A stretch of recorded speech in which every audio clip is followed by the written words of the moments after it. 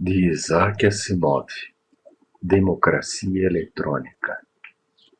Linda, de 10 anos, era o único membro da família que parecia gostar de se levantar. Norman Miller podia ouvi-la agora, durante seu coma doentio e drogado. Ele finalmente conseguiu adormecer 1 hora antes, mas com um sono mais parecido com a exaustão do que com o sono verdadeiro. A garotinha estava agora ao lado da cama dele, sacudindo. Papai! Papai! Acorde! Acorda! Tá tudo bem, linda, disse ele. Mas papai tem mais policiais por aí do que nunca, com carros e tudo. Norman Miller cedeu. Ele sentou-se com a visão turva, ajudando-se com os cotovelos. O dia nasceu. Lá fora a aurora avançava com relutância, como o germe de um cinza miserável, tão cinza, miserável, quanto ele se sentia. Ele ouviu a voz de Sarah, sua esposa, que estava ocupada na cozinha preparando o café da manhã. Seu sogro, Matthew, pigarreava cuidadosamente no banheiro. Sem dúvida, o agente Handley estava pronto e esperando por ele. O dia havia chegado. Dia de eleição. Para começar, foi um ano como qualquer outro. Talvez um pouco pior, já que foi um ano presidencial, mas, definitivamente, não foi pior do que outros anos presidenciais. Os falavam do eleitorado e do vasto cérebro eletrônico que tinham ao seu serviço. A imprensa analisou a situação utilizando computadores industriais. O New York Times e o St. Louis Post-Dispatch tinham cada um o seu, e estava cheio de pequenas pistas sobre como seriam os dias que viriam. Comentaristas e colunistas destacaram a situação crucial em feliz contradição mútua. A primeira suspeita de que as coisas não aconteceriam como nos anos anteriores foi revelada quando Sarah Miller disse ao marido na noite de 4 de outubro, um mês antes do dia das eleições. Cantwell Johnson diz que a Indiana será decisiva este ano. E ele já é o quarto a dizer isso. Pensa nisso, dessa vez é sobre o nosso estado. Matthew Hartenweiler espiou seu rosto rechonchudo por trás do jornal que lia, fixou um olhar duro na filha e rosnou. Esses caras são pagos para contar mentiras. Não dê ouvidos a eles. Mas agora são 4. Pai, Sarah insistiu humildemente. E todo mundo disse Indiana. Indiana é um estado-chave, Matthew, apoiou Norman, tão humildemente quanto sua esposa, por causa da lei Hawkins-Smith, de toda aquela bagunça de Indianápolis. O rosto enrugado de Matthew se contorceu de forma alarmante. Ele limpou a garganta. Ninguém fala sobre Bloomington ou Monroe County, certo? Bem, Norman começou. Linda, cujo queixo pontudo passava de um interlocutor para outro, interrompeu rapidamente. Você vai votar este ano, papai? Norman sorriu afavelmente e respondeu. Acho que não, querida. Mas isso acontecia na agitação crescente do mês de outubro, em ano de eleições presidenciais. Sarah levava uma vida tranquila, animada por sonhos sobre a família. Ele disse com veemência saudosa. Isso não seria ótimo? Que eu votei? Norman Miller ostentava um pequeno bigode louro que emprestava uma aparência elegante aos olhos jovens de Sarah, mas que, à medida que ia ficando gradualmente grisalhos, levava a uma simples falta de distinção. Tinha a testa sulcada por rugas profundas, nascidas da insegurança, e em geral a sua alma de empregado nunca fora seduzida pela ideia de ter nascido grande ou de alcançar a grandeza em qualquer circunstância. Ele tinha esposa, emprego e uma filha. E, exceto em momentos extraordinários de euforia ou de depressão, ele tendia a considerar a sua situação como um pacto adequado feito com a vida. Então ele se sentiu um pouco envergonhado e bastante inquieto com a direção que os pensamentos de sua esposa estavam tomando. Realmente, minha querida, disse ele, há 200 milhões de pessoas no país em situações como esta. Acho que não deveríamos perder tempo especulando sobre o assunto. Olha, Norman, respondeu sua esposa, não são 200 milhões. Você sabe disso muito bem. Em primeiro lugar, apenas os homens entre os 20 e os 60 anos são elegíveis, pelo que a probabilidade é reduzida para 1 em 50 milhões. Por outro lado, se realmente for Indiana, então será um pouco mais ou menos de 1 em 1,25 milhões. Você não apostaria em um cavalo de corrida contra essa vantagem? Certo. Vamos jantar. Matthew murmurou atrás de seu jornal. Maldita estupidez. Linda perguntou novamente. Você vai voltar este ano, papai? Norman balançou a cabeça e todos foram para a sala de jantar. Em 20 de outubro, a excitação de Sarah aumentou consideravelmente. Na hora do café, ele anunciou que a senhorita Schultz, que tinha uma prima secretária de um membro da Assembleia, lhe dissera que todo o jornal estava em Indiana. Ele disse que o presidente Villiers faria até um discurso em Indianápolis. Norman Miller, que passou um dia agitado no armazém, rejeitou as palavras da esposa com uma carranca. Se Villiers fizer um discurso em Indiana, disse Matthew Horton-Wheeler, cronicamente insatisfeito com Washington. Isso significa que ele acha que a Multivac conquistará o Arizona. Aquele cabeça de bolota não teria coragem de ir mais longe. Sarah, que ignorava o pai sempre que era decentemente possível, lamentou. Não sei por que não anunciam o estado assim que podem, e depois o condado. Dessa forma, as pessoas que foram eliminadas ficariam tranquilas. Se eles fizessem algo assim, disse Norman, os políticos seguiriam os anúncios como os abutres. E quando se tratava de um município, havia 1 ou 2 deputados em cada esquina. Matthew estreitou os joelhos, esfregou os cabelos grisalhos ralos, com raiva. Eles são abutres de qualquer maneira. Ouvi. Vamos, pai, Sarah murmurou. A voz de Matthew elevou suavemente acima do seu protesto. Olha, eu estava lá quando Multivac foi entronizado. Ele acabaria com o partidarismo político, disseram eles. Chega de dinheiro eleitoral desperdiçado em campanhas. Não haveria outro ninguém pressionado e com muito alarde no Congresso ou na Casa Branca. E o que aconteceu? Bem, há mais campanha do que nunca, só que agora fazem-no em segredo. Eles mandam caras para Indiana por causa da lei Hawkins-Smith e outros para a Califórnia, caso a situação de Joe Hammer se torne crucial. O que digo é que todo este disparate deve ser eliminado. Temos que voltar ao bom e ao velho, Linda perguntou de repente. Você não quer que o papai volte esse ano, vovô? Matthew olhou para a garota. Você não entenderia. Ele se virou para Norma e Sarah ao mesmo tempo. Eu votei também. Fui direto para uma urna, votei e votei.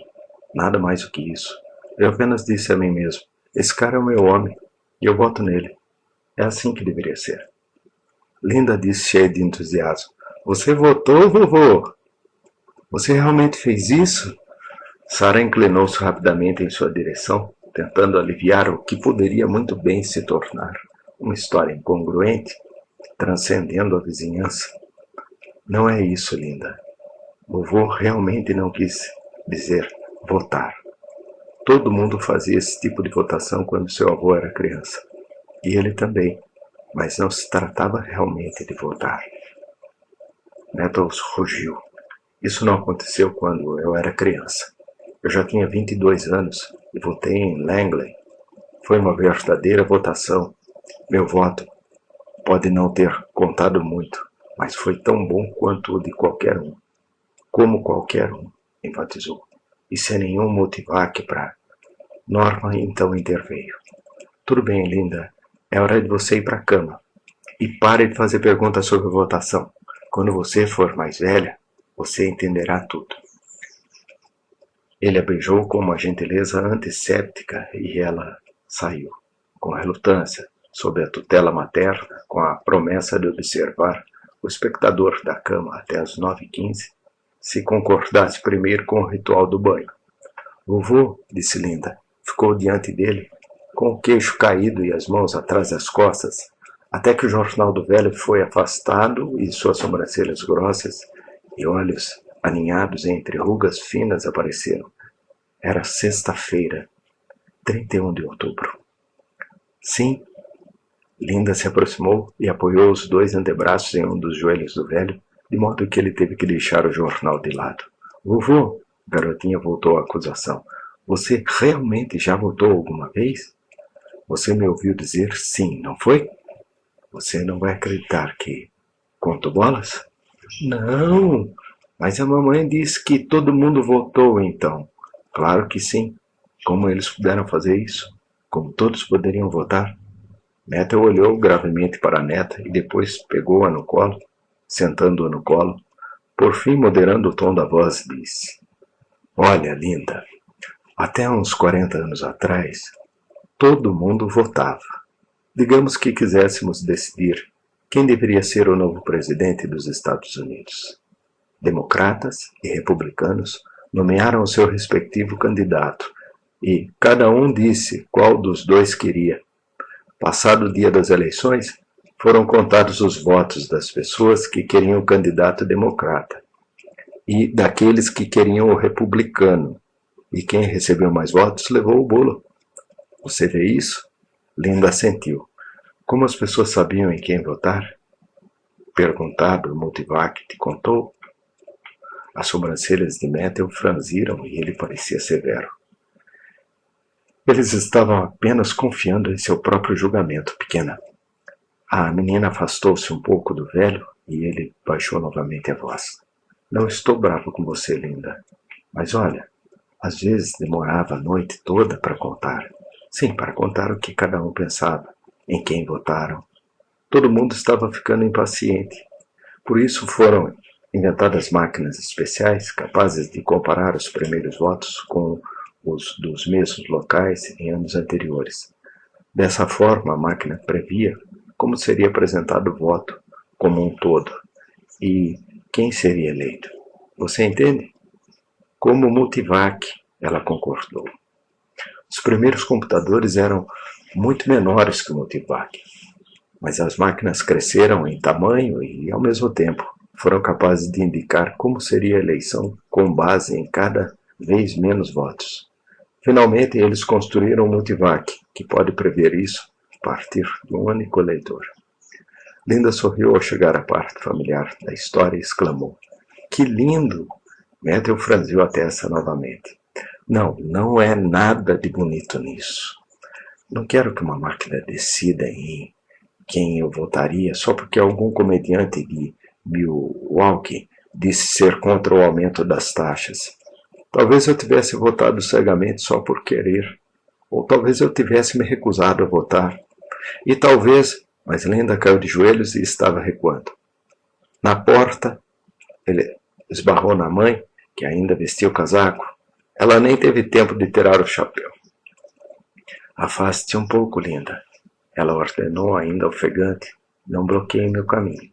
Ao ver Methel, ela disse, tirando o chapéu e alisando os cabelos: Eu venho da casa da Agatha.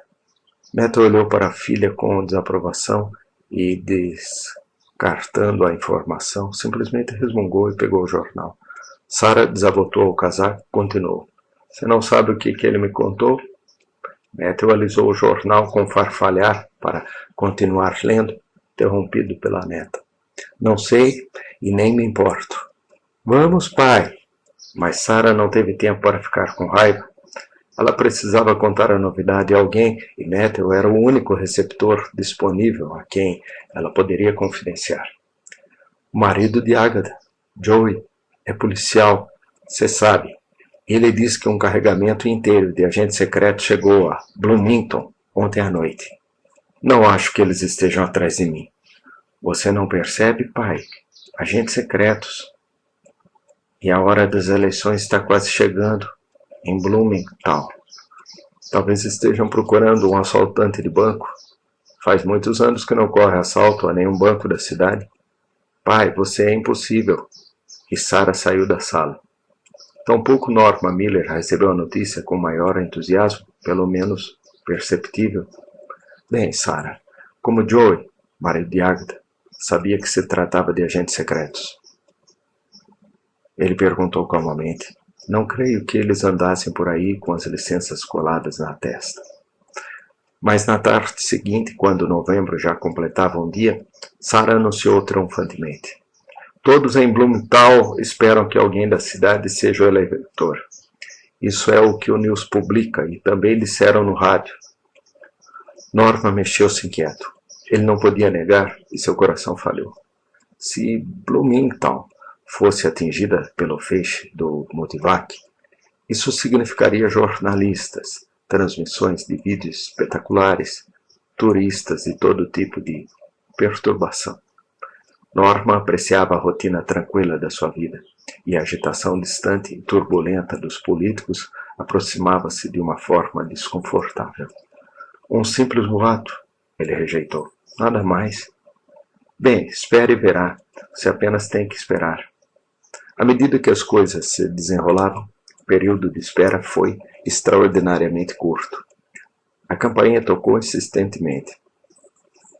Quando Norma Miller abriu, viu um homem alto com uma expressão séria. — Que você quer? Norman perguntou. — Você é Norman Miller? — Sim. Sua voz soava singularmente monótona. Não foi difícil determinar pela postura do estranho que ele representava autoridade. E a natureza da sua súbita visita foi tão manifesta como que lhe parecera inimaginavelmente até poucos momentos antes.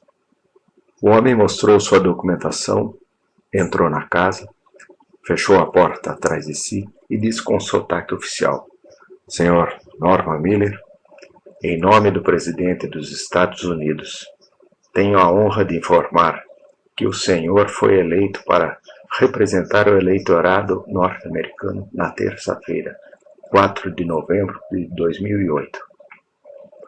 Com muita dificuldade, Norman Miller conseguiu caminhar sem ajuda até sua cadeira, na qual ficou sentado com o rosto pálido, quase sem sentidos, enquanto Sarah trazia água, esfregava as mãos com medo, sussurrava para ele com os dentes cerrados. Não desmaie agora, Norman. Eles vão escolher outro. Quando finalmente conseguiu recuperar o uso da palavra, Norman murmurou por sua vez. Sinto muito, senhor. Ah, não importa, o visitante o tranquilizou. Todos os vestígios de formalidade oficial pareciam ter desaparecido após a notificação, restando apenas um homem aberto e bastante amigável. É a 6ª vez que comunico isso ao interessado e tenho visto todo tipo de reações. Nenhum deles correspondia ao que viram no vídeo. Você sabe o que quero dizer, certo? Um ar de consagração e dedicação e um personagem que diz: será um grande privilégio para mim servir ao meu país. Toda essa série de coisas. O agente riu para encorajá-los. A risada com que Sarah o acompanhava tinha um toque de histeria aguda. O agente continuou. Ficarei com você por algum tempo. Meu nome é Phil Handley. Eu apreciaria se você pudesse me chamar de Phil, Sr. Miller. O senhor não poderá sair de casa até o dia das eleições. Você, senhora, informará ao armazém que seu marido está doente. Você pode sair para fazer a compra, mas deverá despachá-la o mais rápido possível. E, claro, manterá absoluta reserva sobre o assunto. Ok, senhora Miller? Sim, senhor. Nenhuma palavra, confirmou Sarah, com um vigoroso aceno de cabeça. Perfeito, senhora Miller. Handley adotou um tom muito sério ao acrescentar. Observe que isto não é um jogo. Portanto, saia apenas se for absolutamente necessário e, quando fizer, eles o seguirão. Sinto muito, mas somos forçados a agir assim. Me siga? Ninguém vai notar. Não se preocupe. E isso acontecerá apenas por alguns dias, até que o anúncio formal seja feito à nação. Quanto à filha dele, Ela está na cama, disse Sarah rapidamente. Bom, você será informado de que sou um parente ou amigo da família. Se ela descobrir a verdade, terá que permanecer trancada em casa. De qualquer forma, melhor que seu pai não apareça. Ela não vai gostar nada disso, Sarah duvidou. Não há outra escolha. E agora, como ninguém mais mora com você, aparentemente ele está muito bem informado sobre nós, murmurou Norman. Bastante, concordou Handley. De qualquer forma, estas são minhas instruções por enquanto. Tentarei, na minha parte, cooperar o máximo possível e não lhe causar transtornos.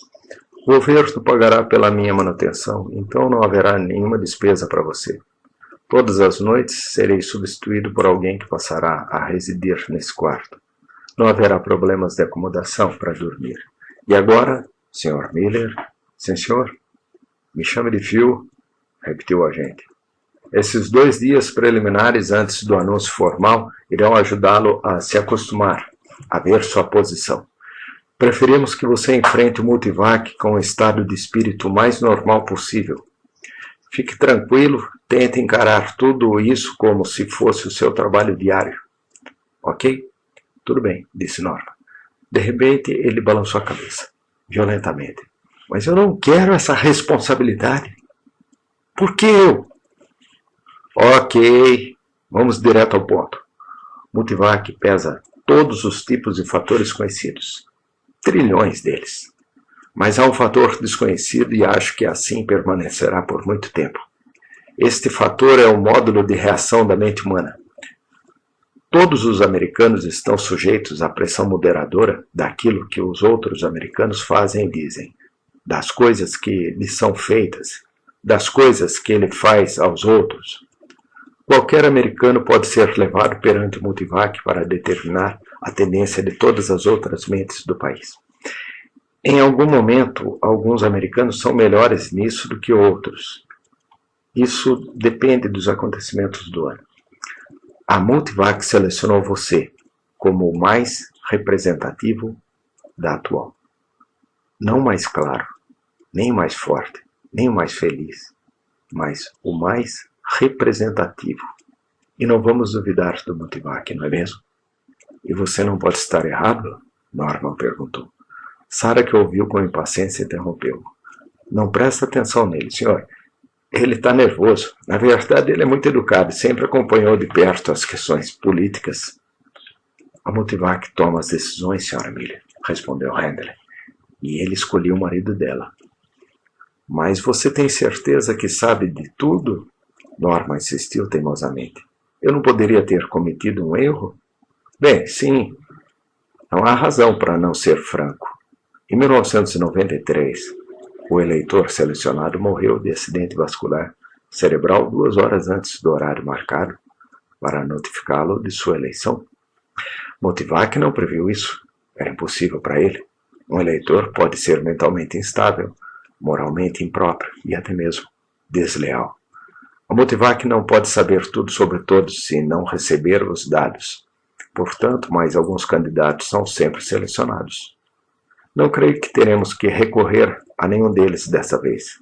Você está com boa saúde, Sr. Miller. Foi minuciosamente investigado. Serve. Norman enterrou o rosto nas mãos e ficou imóvel. Ele ficará perfeitamente bem amanhã de manhã, disse Sarah. Você só precisa se acostumar com a ideia. Só isso. Claro, concordou Handley. Na privacidade do quarto, Sarah Miller se expressou de uma forma diferente e mais enérgica. O refrão de seu discurso foi o seguinte. Comporte-se, Norman. Parece que você está tentando jogar fora a sorte da sua vida. Norman sussurrou desesperadamente. Isso me assusta, Sarah. Essa coisa toda. E por que, santo Deus? O que mais você deve fazer, além de responder a 1 ou 2 perguntas? Muita responsabilidade. Isso me oprime. Que responsabilidade? Não há nenhuma. Multivac selecionou você, certo? Bem, a responsabilidade é dele. Todo mundo sabe disso. Norman sentou-se na cama, numa súbita explosão de rebelião e angústia. Todo mundo deveria saber disso, mas eles não sabem disso. Eles. Mantenha a voz baixa. Sarah sibilou friamente. Eles vão ouvir você até mesmo na cidade. Eles não vão me ouvir, respondeu Norman, mas baixou a voz para um sussurro. Ao falar da administração Ridley de 1988, alguém disse que ela venceu com promessas fantásticas e demagogia racista. E aí? Fala-se do maldito voto Macomber, como se Humphrey Macomber fosse o único responsável pelas respostas que deu a Motivac. Eu mesmo já caí nisso, porém, agora penso que o coitado não passava de um pequeno agricultor que nunca pediu para ser eleito. Por que culpá-lo? E você vê, agora o nome dele está amaldiçoado. Você está se comportando como uma criança. Sarah respondeu. Não, eu ajo como uma pessoa sensível. Estou lhe dizendo, Sarah, não aceitarei. Eles não podem me forçar a votar contra a minha vontade. Direi que eu estou doente. Eu direi que... Mas Sarah teve o suficiente. Agora me escute. Me escuta. Ela murmurou com raiva fria. Você não é o único afetado. Você já sabe o que significa ser o eleitor do ano. E ainda por cima, um ano presidencial. Significa publicidade, fama, possivelmente muito dinheiro. E depois, volte para o escritório.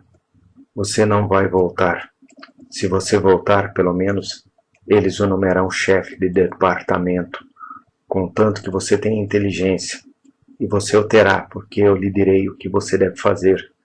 Se você jogar bem as cartas, controlará esse tipo de publicidade, forçará a Kinnell Stores a um contrato firme, uma cláusula que lhe garante um salário progressivo, uma pensão decente.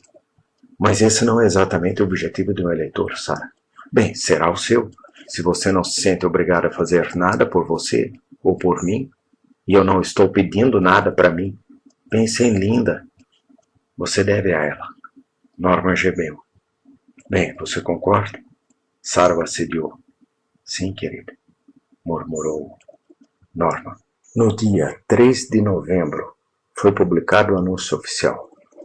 A partir de então, Norman não estava mais em condições de recuar, mesmo que reunisse coragem para tentar.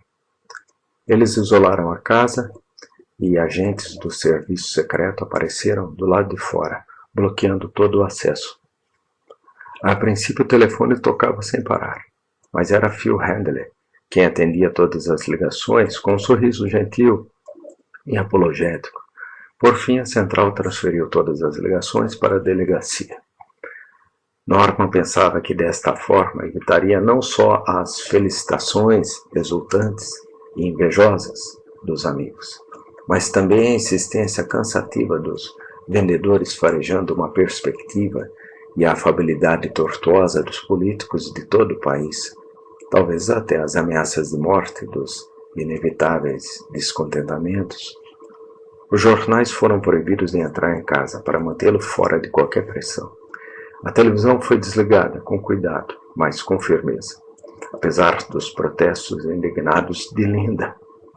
Matthew rosnou e entrou em seu quarto. Linda, depois do primeiro ataque de excitação, estava fazendo beicinho e choramingando, porque não tinha permissão para sair de casa. Sarah dividia seu tempo entre preparar as refeições para o presente e fazer planos para o futuro, enquanto a depressão de Norman continuava a se alimentar sozinha. Finalmente chegou a manhã de terça-feira, 4 de novembro de 2008. Era dia de eleição. O café da manhã foi servido cedo, mas apenas Norman Miller comeu. Até ele comeu, mecanicamente. Nem o banho nem o barbear conseguiram trazê-lo de volta à realidade, nem dissipar sua convicção de que estava tão sujo por fora quanto se sentia sujo por dentro. A voz amigável de Handley fez o possível para infundir alguma normalidade na madrugada cinzenta e taciturna. A previsão do tempo indicava um dia nublado, com perspectivas de chuva antes do meio-dia. Manteremos a casa isolada até o retorno do Sr. Miller. Depois deixaremos de ficar pendurados em seu pescoço. O agente do serviço secreto vestia agora seu uniforme completo, incluindo as armas nos seus colders fortemente cravejados de cobre. Você não nos causou nenhum problema, Sr. Handler, disse Sarah com um sorriso bobo. Norman bebeu 2 xícaras de café forte, enxugou os lábios com o guardanapo, levantou-se e disse com ar determinado: Estou disposto. Handler também se levantou. Muito bem, senhor. E obrigado, Sra. Miller, pela sua gentil hospitalidade. O carro blindado rugiu pelas ruas vazias. Eles sempre estavam naquele dia, naquela hora específica. Handley deu uma explicação sobre isso. Eles sempre desviaram o tráfego desde o ataque que quase impediu a eleição de Leverett em 1992. Eles plantaram bombas. Quando o carro parou, Norman foi ajudado pelo sempre cortês Handley. Ele estava em uma passagem subterrânea, ao longo de cujas paredes os soldados estavam alinhados em posição de sentido. Eles o levaram para uma sala bem iluminada. 3 homens em uniforme branco cumprimentaram sorrindo. Mas isto é um hospital, exclamou Norman. Não importa, respondeu Handler instantaneamente. É só porque o hospital tem as comodidades necessárias. Bem, o que eu devo fazer? Handler baixou a cabeça e um dos 3 homens de branco deu um passo à frente. Eu cuidarei dele de agora em diante, agente. Handler fez uma saudação casual e saiu da sala. O homem de branco disse: Você não quer se sentar, Sr. Miller? Sou John Paulson, calculador-chefe. Conheça Samson Levine e Peter Doyle-Bowes, meus assistentes. Norman apertou as mãos de todos com firmeza. Paulson era um homem de estatura mediana, com um rosto com um sorriso perene e uma peruca óbvia. Ele usava óculos com armação de plástico, um modelo antiquado. Enquanto falava, ele acendeu o cigarro. Norman recuou o que lhe foi oferecido. Em primeiro lugar, Sr. Miller, disse Paulson, quero que saiba que não temos pressa. Se for preciso, ele ficará conosco o dia todo, para se acostumar com o ambiente e descartar a ideia de que é algo incomum para que se esqueça do seu aspecto clínico. Acho que você sabe o que eu quero dizer. Sim, claro, respondeu Norman, mas eu gostaria que tudo acabasse agora. Eu entendo seus sentimentos. No entanto, queremos explicar exatamente o procedimento. Em primeiro lugar, Multivac não está aqui. O que não está aí? Mesmo em meio ao seu desânimo, ele ansiava por ver o Multivac que se dizia ter mais de 1,5 km de comprimento, 3 andares de altura e 50 técnicos perambulando constantemente pelos corredores internos de sua estrutura. Uma das maravilhas do mundo. Paulson sorriu. Na verdade não é portátil, confirmou. Na verdade está localizado no subsolo e poucos sabem a localização precisa. Muito lógico, né? Já que é o nosso recurso natural supremo. Acredite, as eleições não são a sua única função. Norman pensou que o homem de branco estava sendo deliberadamente falador, mas, mesmo assim, ficou intrigado. Eu gostaria de ver. Não duvido, mas isso requer uma ordem presidencial, posteriormente endossada pelo Departamento de Segurança. No entanto, continuamos conectados ao Multivac por transmissão de ondas. Tudo que ele disser pode ser interpretado aqui. Tudo o que dissermos será transmitido a ele. Então, de certa forma, estamos na presença dele. Norman olhou em volta. As máquinas e dispositivos na sala não tinham significado para ele. Deixe-me explicar, Sr. Miller, continuou Paulson. A Multivac já possui a maior parte da informação necessária para decidir todas as eleições, nacionais, provincianas e locais. Basta verificar certas atitudes mentais imponderáveis e, para isso, recorreremos a você. Não podemos prever quais perguntas você fará, embora seja possível que elas não façam muito sentido para você, ou mesmo para nós, nesse caso. Talvez eu pergunte o que você pensa sobre a coleta de lixo em sua cidade, ou se você acha que incineradores centrais são preferíveis. Ou se tiver médico de família ou for a segurança social, entendeu? Sim, senhor. Bem, tudo que eu perguntar, você responderá como quiser. E se você achar que precisa expandir um pouco suas explicações, faça-o. Você pode conversar por 1 hora se achar necessário. Sim, senhor. Mais uma coisa, devemos usar alguns dispositivos simples que registrem automaticamente sua pressão arterial, frequência cardíaca, condutividade da pele e ondas cerebrais quando você fala. O maquinário pode parecer formidável para você, mas é totalmente indolor. Você nem notará. Os outros 2 técnicos já estavam ocupados com aparelhos brilhantes e polidos, com rodas engraxadas. Quer verificar se eu estou mentindo ou não? Norman perguntou. De jeito nenhum, Sr. Miller. Isso não é de forma alguma uma detecção de mentiras, mas uma simples medida de intensidade emocional. Por exemplo, se a máquina perguntar: o que você acha da escola do seu filho? Você poderá dizer: acho que está superlotada. Mas essas são apenas palavras. Pela forma como seu cérebro, seu coração, hormônios e glândulas sudoríparas reagem, o Multivac avaliará exatamente o quanto você está interessado no assunto. Você descobrirá seus sentimentos, os traduzirá melhor do que você mesmo. Nunca ouvi nada parecido, disse Norman. Tenho certeza que não. A maioria dos detalhes do Multivac são segredos bem guardados. Ao sair, você será solicitado a assinar um documento, jurando que nunca revelará a natureza das perguntas feitas, suas respostas, ou o que foi feito, ou como foi feito. Quanto menos se souber sobre o Multivac, menos oportunidades haverá para pressão externa sobre os homens que trabalham ao seu serviço ou que o utilizam para o seu trabalho. Ele sorriu melancólico. Nossa vida é muito difícil. Eu entendo. E agora gostaria de comer ou beber alguma coisa? Não, obrigado. Nada no momento. Alguma outra pergunta a fazer? Norman balançou a cabeça. Nesse caso, você nos avisará quando estiver pronto. Eu já estou. Claro. Completo. Paulson assentiu. Ele ergueu a mão na direção de seus assistentes, que avançaram com seus instrumentos aterrorizantes. Miller sentiu sua respiração acelerar ao vê-lo se aproximar. A aprovação durou quase 3 horas, com uma breve pausa para o café e uma sessão constrangedora com um mictório. Durante todo esse tempo, Norman Miller permaneceu imprensado entre as máquinas.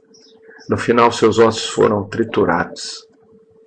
Ele pensou sarcasticamente que seria muito fácil para ele cumprir sua promessa de não revelar nada do que havia acontecido.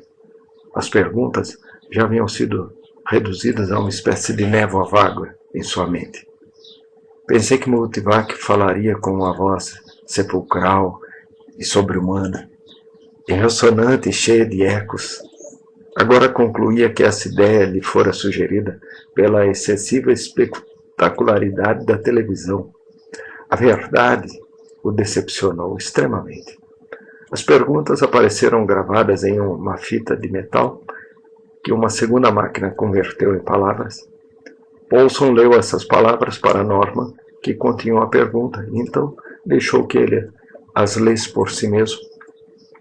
As respostas de Norman foram gravadas em uma máquina de gravação, repetidas para confirmação. Em seguida foram anotadas alterações e comentários adicionais, todos transmitidos a Multivac. A última pergunta que Norman se lembrava daquele momento era uma bagatela incongruente. O que você acha do preço dos ovos? Agora tudo acabou. Os operadores removeram delicadamente os eletrodos presos às várias partes do corpo, desconectaram a faixa de pulso do braço e moveram o maquinário para o lado. Norman levantou-se, respirou fundo, estremeceu e disse: já está tudo? Acabou? Não, não inteiramente, respondeu Paulson, sorrindo alegremente. Devíamos pedir-lhe que fique mais 1 hora. E por quê? Norman perguntou com alguma acidez. Esse é o momento necessário para a Multivac incluir seus novos dados entre os trilhões que já possui. Saiba que existem milhares de alternativas, algo extremamente complexo. Pode acontecer que ocorra um detalhe estranho aqui ou ali, que algum orador em Phoenix, Arizona, ou alguma assembleia em Wilkes-Barre, Carolina do Norte, levante uma questão. Nesse caso, o Multivac precisará fazer uma ou duas perguntas decisivas. Não, Norman recusou. Não quero passar por isso de novo. Provavelmente não vai acontecer. Paulson tentou tranquilizá-lo. Isso raramente acontece. De qualquer forma, você terá que ficar por precaução. Um certo tom de aço, uma leve nuance, apareceu em sua voz. Você não tem escolha. Você sabe. Ele deve ficar. Norman sentou-se cansado, encolhendo os ombros. Não podemos permitir que você leia o jornal, acrescentou Paulson. Mas se você quiser um romance policial ou jogar xadrez, qualquer coisa ao nosso alcance para proporcionar o seu entretenimento, diga-o sem hesitação. Não quero nada. Obrigado. Eu vou esperar. Paulson e seus assistentes retiraram-se para uma pequena sala, adjacente à sala em que Norman havia sido interrogado. E ele se deixou cair numa poltrona estofada de plástico, fechando os olhos. Ele teria que esperar que aquela hora passasse da melhor maneira possível. Relaxado em seu assento, aos poucos sua tensão foi diminuindo, sua respiração tornou-se menos difícil, e ao juntar as mãos, ele não percebeu mais nenhum tremor nos dedos. Talvez não houvesse mais perguntas, talvez tivesse terminado permanentemente. E se tudo acabasse? Agora veriam os desfiles de tochas, os convites para falar em todo tipo de solenidade. Eleitor do ano. Ele, Norman Miller, um funcionário de armazém comum de Bloomington, Indiana. Um homem que não nasceu grande, nem nunca realizou qualquer ato de grandeza, se encontraria na posição extraordinária de impulsionar outro, a grandeza. Os historiadores falariam com calma sobre a eleição Miller de 2008. Esse seria o seu nome, eleição Miller. A publicidade, a melhor posição, o fluxo de dinheiro que tanto interessava a Sarah, ocupavam apenas um canto de sua mente. Tudo isso seria bem-vindo, é claro. Eu não rejeitaria isso. Mas no momento era outra coisa que começava a preocupá-lo. Um patriotismo latente despertou nele. Afinal, ele representava todo o eleitorado. Ele era o ponto focal de todos eles, na sua própria pessoa. Durante esse dia, todos os Estados Unidos se encarnaram. A porta se abriu, despertando sua atenção e despertando completamente. Por alguns momentos ele sentiu um aperto no estômago. Não faça mais perguntas a ele. Mas Paulson estava sorrindo. Terminamos, Sr. Miller. Não há mais perguntas, senhor? Não há necessidade. Tudo ficou completamente claro. Você será escoltado para casa e voltará a ser um cidadão privado, na medida em que o público permitir. Obrigado, muito obrigado. Norman corou. Estava me perguntando quem foi escolhido. Paulson balançou a cabeça. Você terá que esperar pelo anúncio oficial. Os regulamentos são muito rigorosos a esse respeito. Não podemos nem te contar. Eu acho que você entende. Claro. Norman parecia grávido. O serviço secreto terá os documentos necessários prontos para você assinar. Sim. Norman de repente sentiu-se orgulhoso, cheio de energia, orgulhoso e arrogante. Nesse mundo imperfeito, o povo soberano da primeira e maior democracia eletrônica exerceu mais uma vez, através de Norman Miller, através dele, o seu livre direito ao sufrágio universal.